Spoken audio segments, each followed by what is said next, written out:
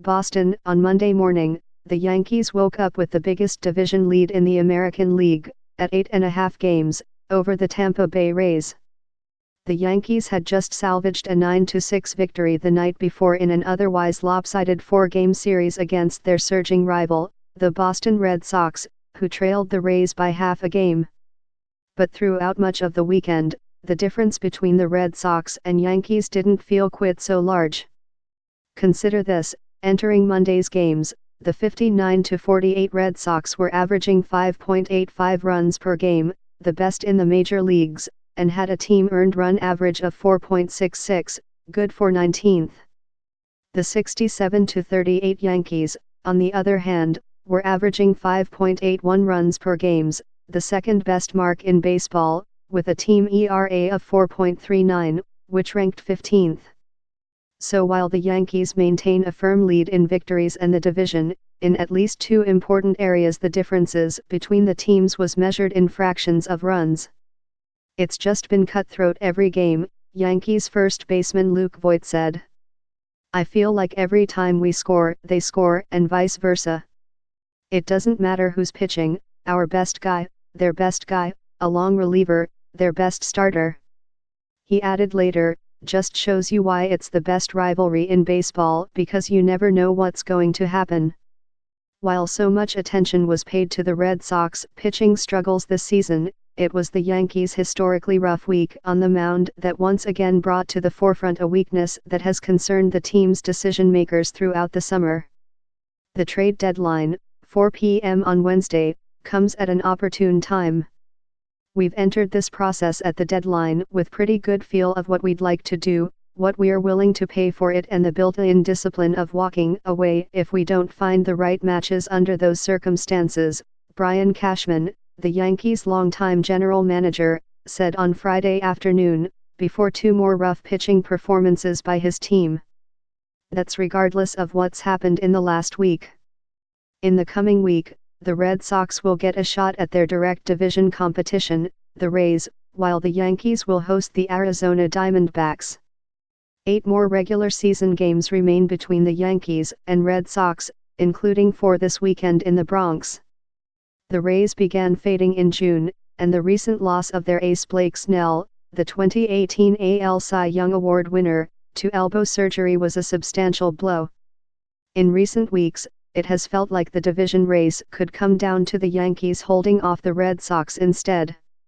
We know they're a great club and capable of this kind of weekend when you're not playing at your best, Yankees manager Aaron Boone said of the Red Sox after his team's 9-5 loss on Saturday night. After Sunday's victory, the Yankees improved to 8-4 against the Red Sox this season. Regardless, Yankees relief pitcher Zach Britton said that both teams were more evenly matched than might appear, and that the difference in any given game has been the ability to play fundamentally sound baseball. At times, though, it has felt like the winner would be whichever high-scoring offense outlasts the other. If you want to be a World Series team, you've got to consistently do the little things, Britton said. And that's what they did last year. That's all facets of the game, not walking guys, getting ahead, making good pitches all the way through, moving guys over, playing good defense, not giving up extra outs. That's the separator between us and them on a given night, and the team that consistently does that is going to be the team that season series-wise is the winner. But also with the talent, it's the difference between winning the World Series or not.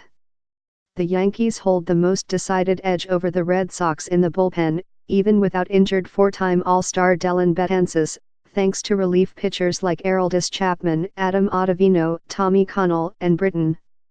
But the unit has sputtered more in recent weeks, perhaps a domino effect from the rotation's struggles and constant inability to pitch deep into games. As a result, the Yankees have also been scouring the relief market, where there are more options available. They recognize the importance of a dominant bullpen come October and hope Betances will have returned from his shoulder and latissimus dorsi injuries by then. While the postseason is still over 2 months away, the lack of an ace has been apparent for the Yankees. Luis Severino, the team's best starting pitcher, hasn't thrown a pitch all season because of a rotator cuff injury and a puzzling LAT strain.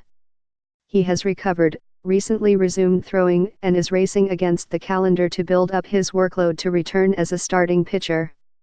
If not, he might be an option in the bullpen. Domingo German has pitched like the Yankees' best option for an ace, particularly on Sunday. He allowed 3 runs and struck out 9 batters over 5 1/3 innings to improve to 13-2 on the season. He was the first Yankees starting pitcher since July 20 to complete 5 innings and the only one with an adjusted ERA above league average. "I felt like it was my responsibility to go out there and put a stop to the losses," German said. The Yankees' biggest off-season acquisition for the rotation, James Paxton, has the talent to pitch like an ace but has struggled to the tune of a 4.72 ERA this season and dealt with a knee injury. Masahiro Tanaka, 4.79 ERA, and J.A. Happ, 5.23 ERA, have remained healthy but haven't been consistent on the mound. The Yankees' new CC Sabathia, 4.78 ERA, would need to manage his chronically bulky right knee and, over the weekend, it landed him on the injured list for the 3rd time this season. The lack of a frontline starting pitcher has very likely guided the Yankees' interest in San Francisco's Madison Bumgarner, 3.66 ERA, one of the greatest postseason pitchers in history, and Cleveland's Trevor Bauer, 3.79 ERA, who entered Monday with the most innings in the major leagues but questions about his behavior. But both of those teams are suddenly in the thick of the playoff race after recent surges, which has complicated the Yankees' search for rotation help. The Red Sox, on the other hand, have 2 standout starting pitchers capable of leading the rotation in a push for the playoffs. David Price, a 2018 World Series hero, leads the Red Sox rotation with a 3.66 ERA. Despite his 6-run outing against the Yankees on Sunday, Sale, 4.26 ERA, rebounded from a rough start to the season and has been one of the most talented pitchers in baseball for years. The team's overall surge has coincided with improved pitching from the rotation. The recent trade for starting pitcher Andrew Cashner may provide enough of a stabilizing force to allow their powerful offense to carry the team. Asked if his team still needed reinforcements, Red Sox manager Alex Cora told reporters on Sunday night, "Every team does." When they meet again, the Yankees and Red Sox could be slightly different teams. The race, however, is still on.